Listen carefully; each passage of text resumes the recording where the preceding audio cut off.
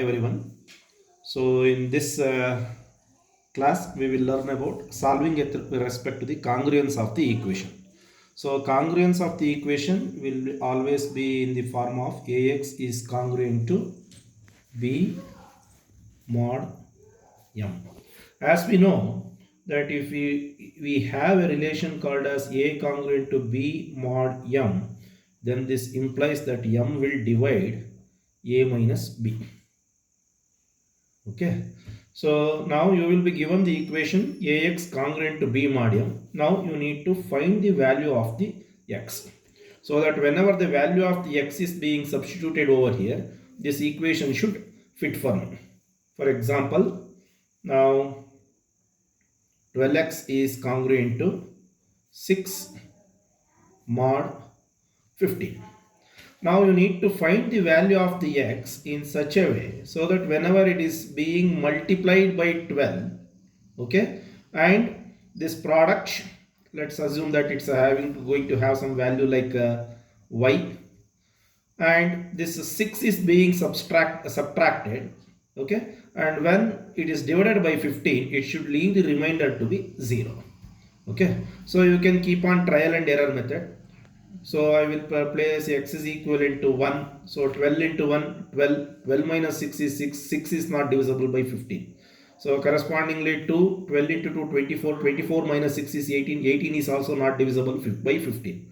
So now I need to find the value of the x such that whenever it is being multiplied by 12 and that product, when I am going to subtract this by 6 and divide by 15, it should leave the remainder 0. Okay, so now how to find the value of the x? So we have an algorithm called as a modular linear equation. Modular linear equation of a comma b comma n. So in this 12x is congruent to 6 mod 15. Now I have a is equal to 12, b is equal to 6, and n is equivalent to 15. Okay, so now this algorithm runs as d of d comma x dash comma y dash is equivalent to extend Euclid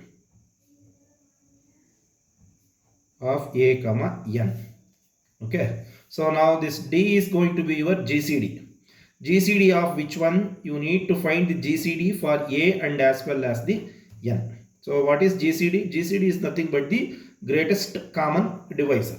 So now if d divides b, so whatever the d that you are going to calculate, that if that divides your b, then you need to calculate x0 is x0 is equivalent to x dash into b by d mod n. So for I is equivalent to 0 to d minus 1, print x0 plus I into n divided by d mod n, else print no solutions exist.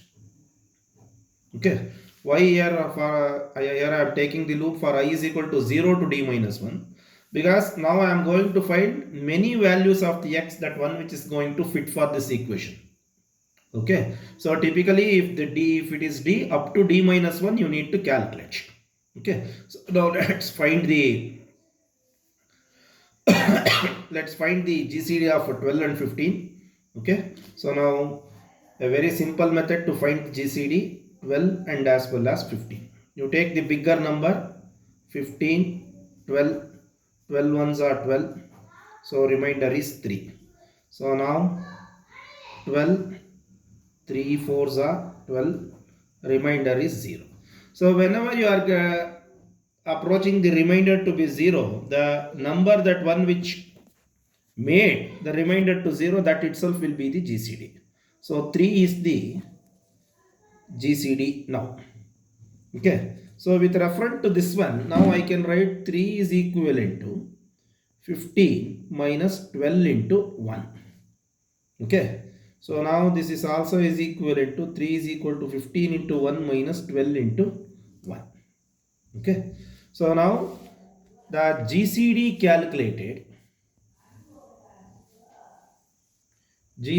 calculated should be expressed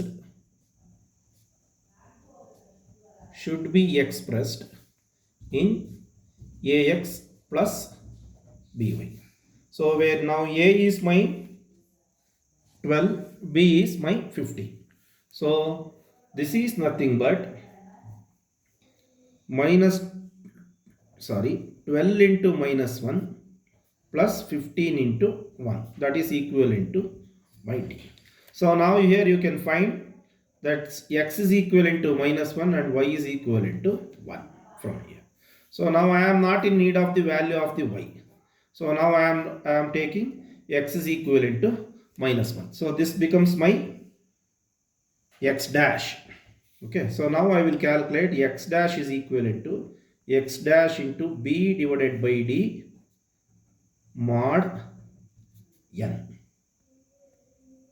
Okay, so what is my x dash? It is minus 1, b is 6, d is 3, mod n is 15. So this is minus 2 mod 15.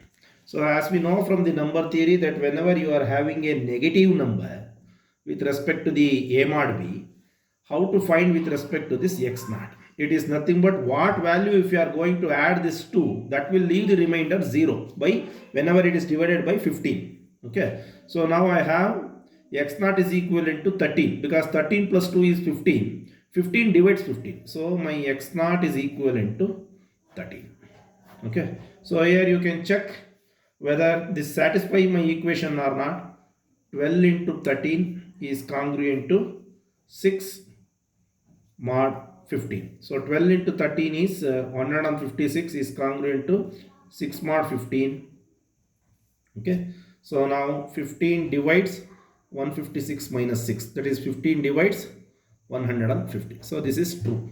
So x 13 is the one value that wherein that I am going to get that whenever it is being substituted it satisfies the equation. So but I need to find the many other such values. So for I is equivalent to 0 to d minus 1. So now d is 3. So you will be getting three values. One is I is equivalent to 0, I is equal to 1, I is equivalent to 2. So now, so when I is equivalent to 0, I have got x is equivalent to 13. Now let us see what will happen whenever the value of I is equivalent to 1. So it is x naught, that is 13, plus I is 1 into n is 15 divided by d is 3 mod 15. So this is 13, 3 5s are, so